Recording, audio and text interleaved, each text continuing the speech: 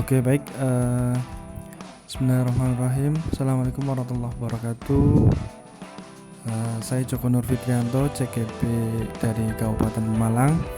Pada video kali ini saya akan menjelaskan bagaimana hasil aksi nyata penerapan modul 1.1 pendidikan guru penggerak angkatan kelima.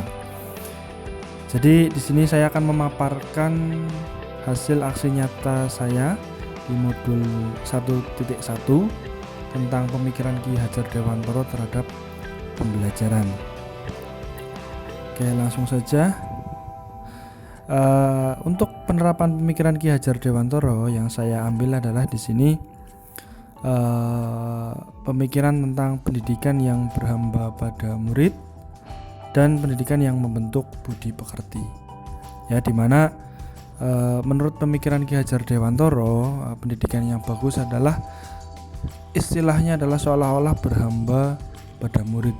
Maksudnya berhamba pada murid di sini yaitu bukan kita menganggap murid sebagai Tuhan, namun lebih ke kita bisa melihat potensi peserta didik, kita bisa melihat karakter peserta didik sehingga kita bisa menyesuaikan bagaimana bentuk pembelajaran, bagaimana potensi-potensi dari murid kita, dan bagaimana kita menyusun strategi pembelajaran yang sesuai dengan masing-masing karakter dari peserta didik sehingga kita bisa menuntun mereka dengan baik sehingga menghasilkan potensi-potensi mereka itu bisa semakin tumbuh, semakin bagus, dan itu bisa menjadi bekal mereka untuk bisa selamat dunia dan akhirat. Dan yang kedua adalah membentuk budi pekerti. Jadi di sini menurut Ki Hajar Dewantoro pendidikan itu harus bisa membentuk budi pekerti. Yang dimaksud budi pekerti itu ada pembentukan budi yang terdiri dari cipta, rasa, dan karsa. Ya, sedangkan pekerti itu tenaga. Jadi harus imbang antara cipta, pemikiran, rasa, perasaan kita, dan karsa, kemauan, yasta, raga, jadi fisik kita. Jadi semua itu dalam dunia pendidikan itu harus balance, harus imbang. Jadi supaya menghasilkan seseorang atau individu murid yang terdidik dan memiliki rasa yang baik dan kemauan yang tinggi serta fisik yang bagus juga. Nah, itu yang akan saya terapkan pada aksi nyata. Nah, ini bisa dilihat dari foto yang bisa saya tampilkan, yaitu tentang penerapan pembelajaran yang berhamba pada murid dan menumbuhkan budi pekerti. Jadi di sini saya basicnya adalah dari guru SMK ya, jadi di jurusan teknik otomotif. Jadi nanti pembelajaran yang saya ambil yaitu seputar teknik otomotif, yaitu perbaikan kendaraan ringan atau mobil. Jadi praktikum di situ. Oke. Nah, ini salah satu upaya dalam memperoleh atau mewujudkan pendidikan yang berhamba pada murid, berorientasi pada siswa, yaitu kita harus bisa mengetahui potensi-potensi masing-masing peserta didik. Kita bisa mengetahui karakter peserta didik. Jadi di sini saya melakukan diskusi secara personal ke setiap murid-murid yang saya ajar. Ya, jadi supaya saya tahu potensinya di mana, saya tahu karakternya di mana. Seperti filosofi Ki Hajar Dewantoro itu menyebutkan menuntun, ya, pendidikan itu adalah menuntun segala kodrat yang ada pada anak-anak agar mereka dapat mencapai keselamatan dan kebahagiaan yang setinggi-tingginya, baik sebagai manusia maupun sebagai anggota masyarakatnya. Jadi di sini kata-katanya menuntun segala kodrat. Jadi menurut Ki Hajar Dewantoro adalah seorang anak itu memiliki kodratnya masing-masing, memiliki keunikan, memiliki potensi masing-masing yang semuanya berbeda.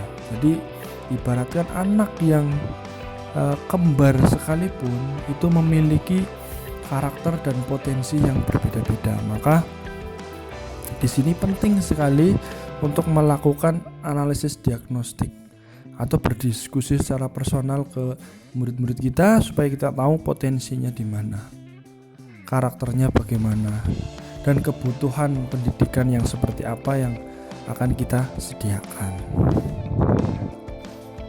Nah, yang selanjutnya adalah melakukan pendampingan selama pelaksanaan praktikum.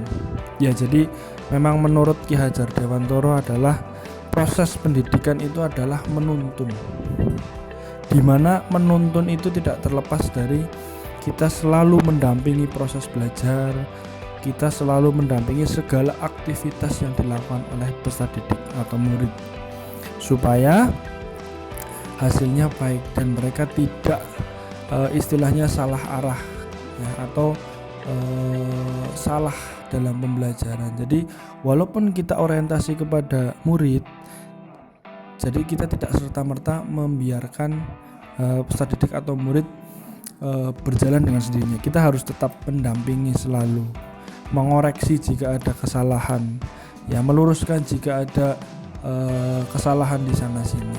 Ya, jadi semuanya.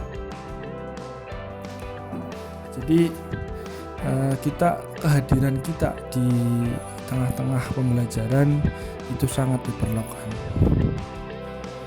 Yang selanjutnya adalah, nah di sini, ini masih dalam rangkaian proses menuntun.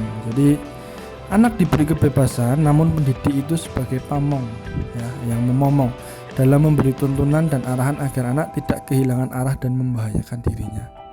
Ya, jadi yang saya sampaikan tadi penting sekali atau sangat berarti sekali kehadiran pendidik atau Bapak Ibu guru dalam proses pembelajaran. Jadi jangan, walaupun itu pembelajaran yang student center, kita tidak boleh meninggalkannya. Jadi kita harus selalu mendampingi, selalu memperhatikan bagaimana proses pembelajaran berlangsung. Nah, selain itu, untuk mencapai tujuan pembelajaran yang kita rencanakan, kita sudah tentukan tujuannya, maka di setiap akhir pembelajaran kita harus melakukan refleksi. Ya, jadi refleksi terhadap materi-materi yang sudah kita sampaikan, yang sudah anak-anak pelajari, yang sudah anak-anak praktikan, kita harus melaksanakan refleksi. Nah, refleksi di sini bertujuan untuk menajamkan pemahaman mereka, untuk mengetahui pemahaman mereka sejauh mana. Nah, ini kita laksanakan, saya laksanakan refleksi setiap akhir pembelajaran. Nah, ini jadi salah satu filosofi dari Ki Hajar Dewantoro yaitu pembelajaran yang memanusiakan, ya. Jadi kita dalam proses pembelajaran itu jangan terlalu istilahnya menuntut yang sampai dengan membuat tidak nyaman peserta didik. Jadi mereka masih dalam tahapan belajar. Jadi seperti Ki Hajar Dewantoro dulu, untuk dapat melaksanakan sebuah pembelajaran kita harus tahu kesenangan siswa, tahu kesenangan murid supaya mereka belajar nyaman. Jadi di sini kita bisa belajar sambil bermain.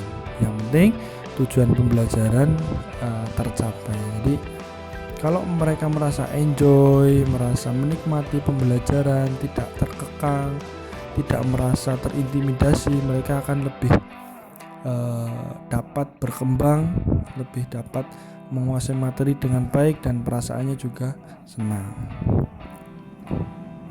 Nah, ini selain tadi pendidikan yang berhamba pada siswa, juga salah satunya pada modul 1.1 itu Ki Hajar Dewantoro menyampaikan tentang kodrat alam dan kodrat zaman, di mana kodrat alam dan kodrat zaman ini sangat penting sekali dalam kita menentukan sebuah proses perubahan pembelajaran, perubahan pendidikan.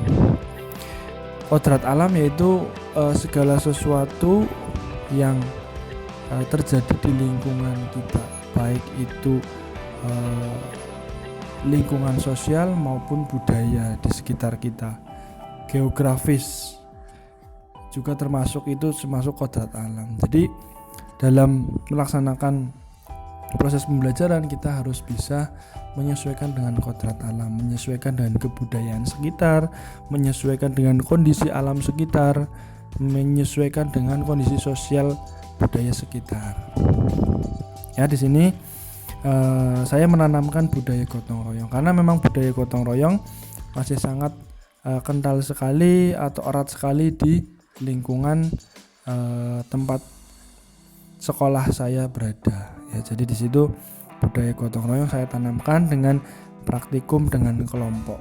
Ya, jadi di situ nanti ada tugas kelompoknya juga, supaya mereka bisa bersinergi, bekerja sama, gotong royong untuk saling membantu.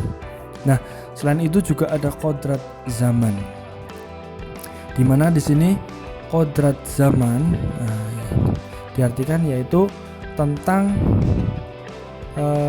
kodrat waktu.